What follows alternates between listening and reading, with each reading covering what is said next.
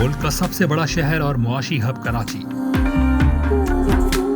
ایوان اقتدار میں دیگر شہروں کے مقابلے میں سب سے زیادہ اور بھرپور نمائندگی کے باوجود بدترین انتظامی بحران کا شکار ہے۔ شہر قائد کے باسی حکمرانوں سے سڑکیں کھنڈر، انفراسٹرکچر کی تباہی، پانی، بجلی، گیس کے بحران، صحت و تعلیم کے شعبوں سے متعلق بھی شکایتیں کرتے دکھائی دیتے ہیں۔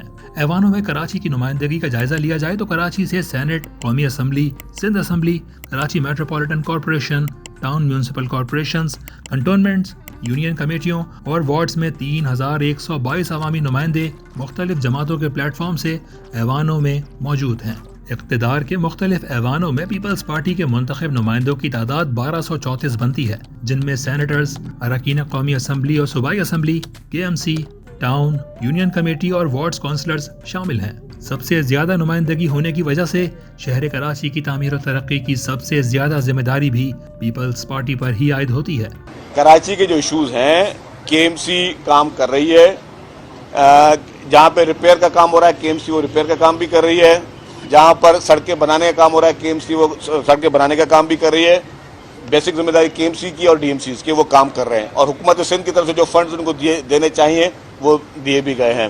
پیپلز پارٹی کی جانب سے کیے گئے کاموں کے حوالے سے ٹائمز آف کراچی سے بات کرتے ہوئے سید وقار مہدی نے بتایا کہ صوبائی حکومت اور KMC کے تحت شہر میں سڑکوں کی تعمیر و مرمت اور فلائی اوورز کے متعدد منصوبوں پر بھی کام جاری ہے۔ انہوں نے کہا کہ شہر میں صفائی کے نظام کو بہتر بنایا گیا ہے۔ ٹرانسپورٹ نظام کی بہتری کے لیے پیپلز بس سروس کامیابی سے چل رہی ہے اور اب الیکٹرک بسوں کے روٹ میں بھی اضافہ کر رہے ہیں۔ صاف پانی کے لیے K4 منصوبہ بھی جلد مکمل کیا جائے گا۔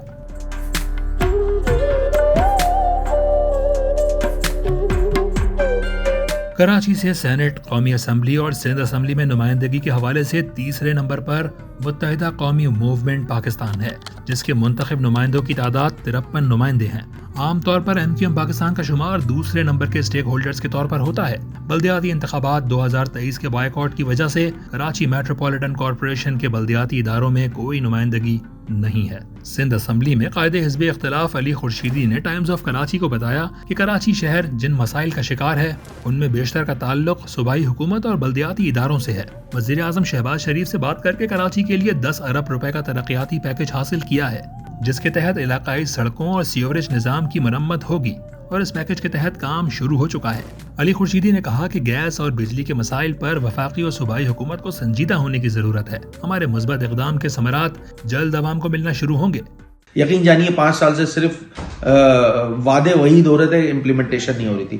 اس دفعہ متحدہ قومی موومنٹ پاکستان کے تمامی اراکین نے، اور خاص کر میں نے جب بحیثیت اپوزیشن لیڈر تقریر کی تھی تو یہ کچھ پروجیکٹس ایسے تھے کہ جس کی باقاعدہ نشاندہی کی کہ خدارا کراچی پہ رحم کھائیں اور یہ پروجیکٹ جو ہیں وہ سٹارٹ کریں۔ تو آپ یہ بھی دیکھ رہے ہوں گے کہ 5 سالوں بعد جا کے صحیح ہب کینال کا کام جو ہے وہ ان کی جانب سے شروع کیا گیا، اور اس کا کریڈٹ میں بالکل متحدہ قوم کے اراکین اسمبلی کو دوں گا کہ انہوں نے جس انداز سے اس کو کیس پٹ اپ کیا۔ کراچی کے مسائل پر سب سے زیادہ تنقید کرنے والی جماعت اسلامی بلدیاتی اداروں میں نمائندگی کے حوالے سے دوسرے نمبر پر ہے، جس کے مختلف ٹاؤنز میں موجود نمائندوں کی تعداد 1136 ہے۔ جماعت اسلامی کراچی کے امیر منعم ظفر خان نے ٹائمز آف کراچی کو بتایا کہ جماعت اسلامی نے اپنے 9 ٹاؤنز میں اختیارات ملنے کے بعد 14 ماہ کے دوران مختلف ترقیاتی منصوبوں پر کام کیا۔ شہر میں 115 پارکس بحال کیے، تقریباً 45,000 اسٹریٹ لائٹس روشن کیے، 50,000 سے زائد گھروں تک پانی پہنچایا اور 15,000 مین ہول میں کور نصب کیے۔ اختیارات کا رونا ہم نے نہیں رویا، وسائل کا ہم نے رونا نہیں رویا۔ یہ ساری ذمہ داری چاہے وہ پانی کی ہو یا سیوریج کی ذمہ داری ہو، واٹر اینڈ سیوریج کارپوریشن کے ذمے ہے۔ جماعت اسلامی نے 50,000 سے زائد گھروں کے اندر الحمدللہ ہم نے 1 سال کے مختصر وقت میں پانی پہنچایا۔ اسی طرح سیوریج کے کام کو ہم نے پرائرٹی میں رکھا اور لوگوں کی آنے والی پرابلمز تھیں ان کو جو ہے وہ سالو کیا گیا۔ 516 نمائندوں کے ساتھ سندھ اسمبلی اور بلدیاتی اداروں میں پاکستان تحریک انصاف کا 4تھا نمبر ہے۔ ایوانوں میں اچھی خاصی نمائندگی کے باوجود پاکستان تحریک انصاف کا زیادہ زور حکومت پر تنقید پر ہے۔ تحریک انصاف کے سندھ اسمبلی میں پارلیمانی لیڈر محمد شبیر قریشی نے ٹائمز آف کراچی کو بتایا، ہم حکمرانوں سے درخواست کرتے ہیں کہ انتقامی سیاست کے بجائے لوگوں کے مسائل حل کرنے پر توجہ دیں۔ کراچی اس وقت مفلوج ہو چکا ہے۔